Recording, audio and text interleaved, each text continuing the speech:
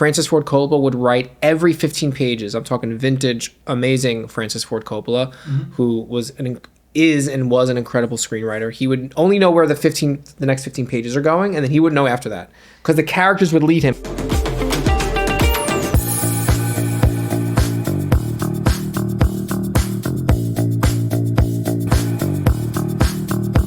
Welcome to the Kinolime podcast. We have an impromptu, non-scheduled podcast today because the incomparable, amazing Bret Raybould came into the studio. Broke in.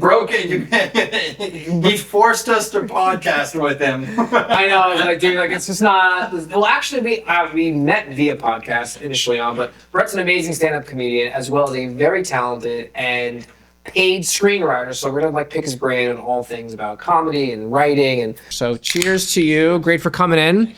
Let's talk about let's talk about you were hired to or sold a show. Tell me the Tubi writing, because again, working comedian here in New York City, but also parlayed onto the screenwriting side. And I've read some of your screenplays. Obviously, I'm a huge fan, but tell us about what's going on with Tubi and your show. Sure. So me and a couple good friends were lucky enough to sell a show to Tubi, a wonderful streaming network. I actually think the best, most exciting one because they have such a huge audience base. And they do. I think it's the most convenient one. You don't have to have a login, and they have a giant user base. And admittedly, I have to give 99% of the credit to one of my writing partners named Christian Durant, an amazing comedian and writer and director, who was the one mostly in charge of shepherding that project to a sale. Can you pitch us the show? It's called Superheroes. Superheroes. Yes. I love it. Superheroes, and it's a cartoon show. The premise is 3 kids come upon a crash-landed alien, and they save him. Because they save him, he grants them all each a superpower. They're 10 years old. They wish for stupid stuff. And now they're 40 and stuck with these worthless powers. Love it. So it's really... Not animated, live action. It's cartoon. Oh, it's cartoon. Yeah. And so it's really more of a show about being a disenfranchised 40-year-old than it is about you'll never see the powers. Yeah. It's just each episode tackles something different. I love that. You're on the brink of 40, so you're barking up that tree. I'm 34. How dare you? Are you? I thought you were over the 35 bump. I'm 34. No, you're just aging. You're rapidly aging. How dare you offer me seltzer? You butter me up, call me incomparable, and you say I'm not on the wrong side of 30 just yet, you son of a bitch. You're aging rapidly. No, I'm kidding. You actually look great, dude. You do too. You're baby face. As someone who's, nearing 50. You look... 42. I know, I had to do it. So, Bret, tell me your writing process, because, you're a stand-up comedian, you're hilariously funny, but, you're not just all jokes in your material. Tell us how you go about, what's your typical writing day like? Well, I write stand-up and scripts very differently. Like you stand up while writing? I like that idea. Right? I don't know if I could. Standing desk? Yeah, I've never... It's awkward. Don't do it. It is awkward. You think that'll be the key to unlocking your health, and then your back really hurts. Straight, yeah. I don't write stand-up. I have ideas. The way I feel like you can write stand-up is you just talk to people. You call a friend. You run the joke premise by him. Because I don't feel like I'm funny alone at a coffee shop with my notebook. And it's stand-up's a spoken art form. Sure. So the way you write is by speaking. And so you have a funny idea and then you just perform it. Obviously, over time, it calcifies, and if audiences respond to it, then you keep the stuff that the audience is your proofreader. Sure. And so you write what you write, or you say what you say, and then you keep what gets a laugh. Now, how do you transition from the stand-up approach to now your feature film narrative approach? Because you're and I'm not just saying this because you're here drinking our beverages for free. You are actually quite talented. So how tell us your writing process. Also a mooch, but I don't look at my backpack. I have 24 seltzers I took out of your guys' fridge. You took those only kind bars that we have. But no, really, what is your writing process on the more narrative side? So this is what I love about pretty much only write comedy, and I feel lucky that it's what I love and respond to, because for the most part, I just like writing with a friend. I have a couple writing partners. They're both some of my closest friends.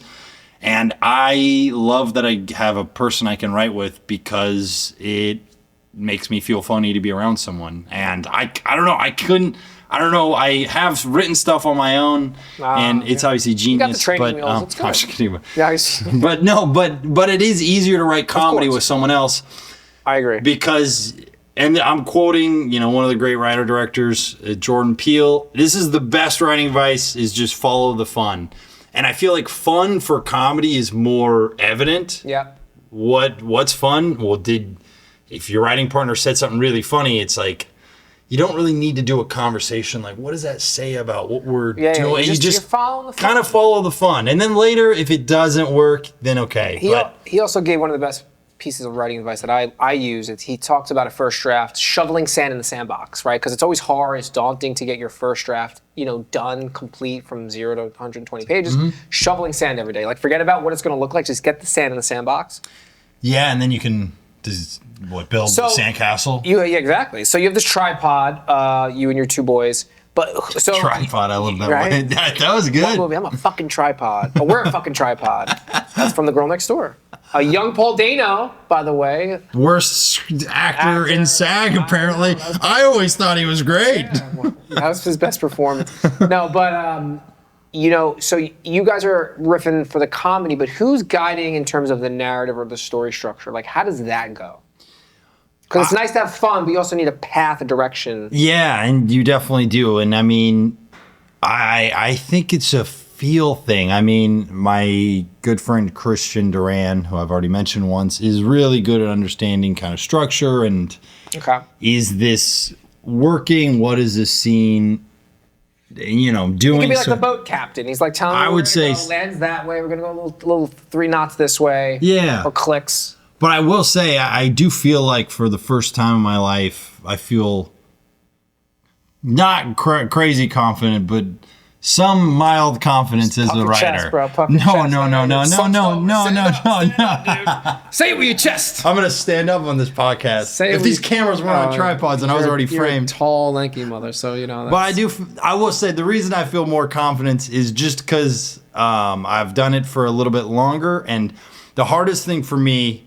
You're obviously a machine of a writer. The hardest thing for me for the longest time was finishing one script. Yeah, it was always my dream to write a movie since I was 18. Shovel in the sand. And for basically 10 years, I always had ideas, and I made it to page 40, and that's when it gets hard. Page 35 is when it gets. The first 25 pages are easy. I love that. We're gonna stop here. We're gonna talk about a little tip, or not even say a tip. We're gonna identify that this is common, right? So for what I see a lot when we're reading screenplays, or even through my own history starting out, was easy to get the first act done, right? It is. That's just like setup, character, situation, call to adventure, whatever you want to call it, boom. But then what do you do after that? That's like the big, they call it the second act SAG. And that's where the different screenplay paradigms come in to help you think differently. Like, by page 40, it becomes a little too textbook. But what Bret's saying is a very, very common, that typically around page 40, you're going to be stuck. Or maybe even closer to the midpoint. Like, where do I go here? And that's something that I had to work really hard at. And one piece of advice I can say is give your character goals. Francis Ford Coppola would write every 15 pages. I'm talking vintage, amazing Francis Ford Coppola, who is and was an incredible screenwriter. He would only know where the next 15 pages are going, and then he wouldn't know after that.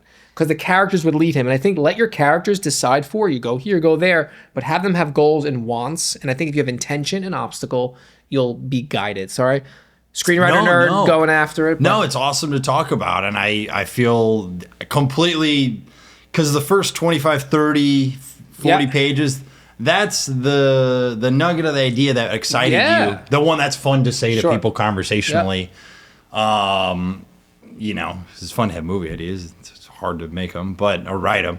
But that is when it gets hard. And I think it gets easier because the first finishing one script for me, even if it wasn't good, it was just really good for me to go, I could do it. Yeah. I could do it. And then... even if the script was dog shit, and I don't think it was, but even if it was, it's more of the psychological mountain of like, I can write. And I feel like, sometimes friends ask me for writing advice. And again, I never want to be the one to bandy it about, but it is just like, have no inhibitions, don't judge yourself, and the best finish. Just writers don't write, writers finish. Oh, so it's just like, that's a T-shirt right there, right? Huh? Though it is. That's a just T-shirt. Like, no, you're right. You are right. No pun intended. But again, a lot of young writers or old people just writing, they don't finish that first screenplay. Or I know novelists that are working on that novel for 15 years, and I'm like, dude, you gotta finish that. It only counts. Finish it, because it's the best feeling in the world. Every time I finish a draft, I like treat myself to a dinner, like a nice dinner, one of my favorite restaurants, wherever, or like it could be bougie or Taco Bell, whatever I'm in the mood for. I'm treating myself to that because it's an accomplishment. And then once you have the clay, once you have the sand, now that to me is the fun, the molding of the screenplay. It's throwing up on the page. There's so many metaphors, euphemisms about it, but that's really what it is. And you can just only get it out. Totally, and you can only learn it from doing it. Yeah. Everyone has a different process. We've all, at least I can speak my own experience, I've read many screenwriting books. They don't matter. They're good to read, but they don't matter. You just have to go, how do I do it? I don't outline. I can't outline. Outlining is homework. I don't like doing homework. Yeah. I kind of want to just go in. Now I have the benefit of having a co-writer who also has a lot of vision and, That's another great... Attach myself to more talented people. That's what you got to do. What do you think I'm doing on the podcast? I mean, seriously. No, but that's another great point, is if you feel it's too daunting by yourself, find some writing partners. I started out the same way. I had writing partners because I'm like, I don't know what the fuck I'm doing. But then you learn, and then eventually, like, now I just only like writing alone or collaborating with people, but I tend to be more of the captain because I'm more of a structure guy, and I lean on, like, Bret and I've always been talking about doing something together. Bret's really, really funny, right? And comes with great characters. So I'm like, I'll be the structure guy, you be the character guy. And the podcast was like Breakfast Club. That's it, right? Hands up. He does a fist in the air at the end. Yeah. Judd Nelson, freeze frame. But yeah, so if you feel it's daunting, go meet another co-writer and maybe find a co-writer that complements you, right? Or has the skill sets you don't have. So one of my dear, dear friends, big time Hollywood writer, when we met initially, we were going to write together. He said, John, I like working with you because you have the skills I don't, and I have the skills you don't. And it was really, I'm like, you know what? You're right. And it was great. We wrote together a number of things. It was awesome because I learned from that too. No, 100%. Do you guys write? Because the only way I like to write is we write it together. So that's a great, let's get into the writing process. Even just being direct, yeah. We were never present. We would be separate because he's a loner, I'm a loner, and we would change pages. But now, you guys go in the room together. Tell us how that works. I just like to do it in the room with them, and we have the script. Well, Christian, he lives in Connecticut. We do it over Zoom. There's the share screen. But with my friend Daniel, real room together, dude. That is true. We obviously do when we can. No, I know. Sometimes we make the trek to Connecticut. It comes to Brooklyn. But your other buddy, he's and then we do it in the room though. We just only write in the room together. We both have it on a screen, and we. How many pages you get out in a work session? We usually get over a 10-hour work session. Really, 10 hours? And keep in mind, 10 hours is like we'll go on a walk. But still on the Zoom. I'll dick around on Reddit. No, 10 hours in person. So like when I say 10 hours, it's like, Daniel, he crashes in my apartment and then we write for 10 hours. And when I say write, we'll go get food. We'll go on a walk. Yeah. It's not like 10 hours is of this. Christian on the Zoom? No. Okay, so you and Daniel will work together in person, physical, three-dimensional space. Yes. Christian will go in remotely. 10 hours will be like, I would say like 6 to 8 pages. Okay, good. Something like that. There you go. And I do think those pages end up being pretty close. Better. Like I pretty close. And sometimes I don't know how you write. Sometimes I've learned a technique that does help me, which is just do bracket, say it ugly, say the idea ugly. Yeah, say how is the character. What do you want the character to say in the ugliest way? even if temp dialogue of like, I'm mad at you, Yeah. you've betrayed me. Don't Fix it later. Fix it later. Another great point we're going to highlight here is that, yes, don't be so precious when writing your first draft specifically. Is just get it out. Just, people they labor over first grammatical aspects, but also like what's on the page. Like it's got to be perfect. No, it's going to change because you're probably going to change that character's motivation in the first act, which will influence every other scene after. So why spend time on something now? Just, again, part of my language, shit it out, poop it out, throw it out. Throw it up onto the page, and then it's there. Shovel sand in the sandbox. Don't get caught up in like sometimes Yeah. with character names. I'll just write if it's a king name. Yeah, that's it.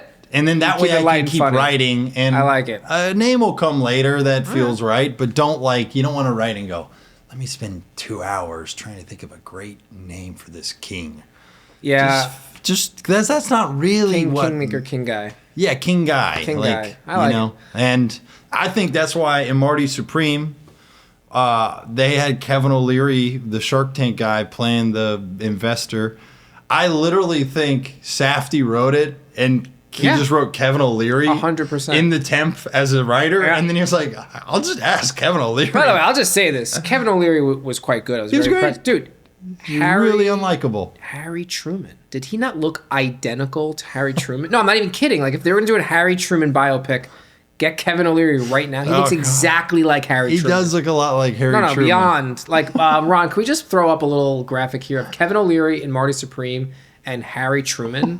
Like, I'm not even kidding. It's uncanny. Bret, thanks for coming in today. But before you go, what is the best piece of writing advice that you've received? I did already say it, but it was writer's finish. Tell me another one. Okay, another. So we have two. We have writer's finish. Follow the fun. And the third piece of writing advice is you can do it. No. Truly, those are my main two that have guided me. If I had to give a third that someone smarter and more talented has said, it would be, the term vomit draft I've heard is a good one, but it's kind of what you were already saying of just shit it out. Genius, but next. Anything else coming on? It's like a heckler on stage getting to you, Dude, bro. You're sweating. I'm sweating now. All right, man. we'll get him off the hook. So Bret's big advice: writer's finish. And have fun. Yes. It might be a little harder if cheesy, it's- but let's just be something like writer's finish. Really, writer's finish. If you're not first, you're last. I'm kidding. I'm just throwing out the movie quotes today. I don't know why, but writer's finish, and I love that. Yeah, I learned something new today because of you. I learned something new. Shout out my friend Alex Heller, who just sold his first feature, and it was made with Rob Lowe. He's the one who said that. Rob His name's Lowe. Alex Heller. They're making a movie. It premiered at Sundance like a week or two ago. Amazing. Congrats So to you. shout out to him. Shout out to It was you, his Alex Keller. Heller. Alex Heller. Yeah. Shout out to you. Before you leave, what's the update with the Stuber? TBD. Okay, can't talk about it under NDA. Yeah. TBD. I get it. But Bret, you're an amazing human being, a wonderful writer in person, and I'm so happy and blessed to call you a friend. Wow. Thanks for coming in today. I mean, you really came for free lunch. And seltzer. Guys, thanks for tuning in to Kinolime. Hopefully you learned something new today. If there's something that we said that you want to elaborate on, or tell us your favorite writing advice. I want to hear from you. What is your favorite piece of writing advice that you've ever heard? Hit us up in the comments. I want to learn something new because I love these little, 1-2 sentence, metaphors or, motivational speeches, or not speech, motivational sentence, whatever. You know what I'm trying to say. Put them in the comments. Want to hear from you. Your best piece of writing advice. I'm John Schramm. Bret Raybould. Okay, look at the camera over there. Bret Raybould with Okay. confidence. There we go. All right, thanks everybody. Our previous two competition winners, The Waif in year 1 and Mob Mentality year 2, are going into production this year. Yes, in 2026, we are making 2 movies, The Waif and Mob Mentality. If you win this year, you're next. We're making your film next. So please, please, please get your screenplays ready, sharpen your pencils, get the keyboards going. Get your screenplay submitted to kinolime.com, create an account, ask questions. We're here to answer anything that you have to throw our way. We want to hear from you. And I want to read your screenplay. So please go to kinolime.com, submit your screenplay, and we cannot wait to get this competition rolling.